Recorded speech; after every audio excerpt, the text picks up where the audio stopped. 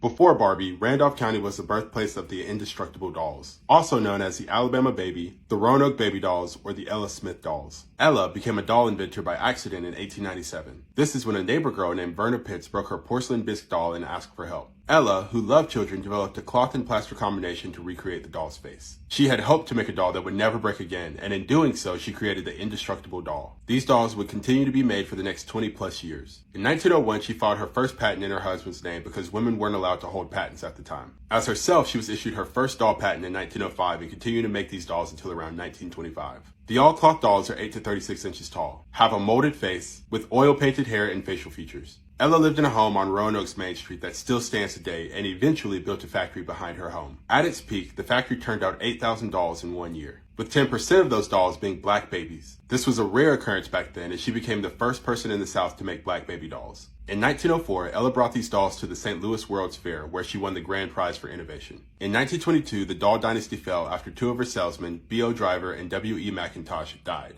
They were traveling on a train that crashed on its way to the toy fair in New York. The families of the men sued Ella, she paid a large sum of money, and she lost her factory. Production of the dolls would slow down and eventually stop. She died in 1932 and is buried in the Cedarwood Cemetery across from her home. Today, the rare dolls are collector's items and hard to find. The Randolph County Historical Museum has a number of Ella's dolls in varying sizes and conditions.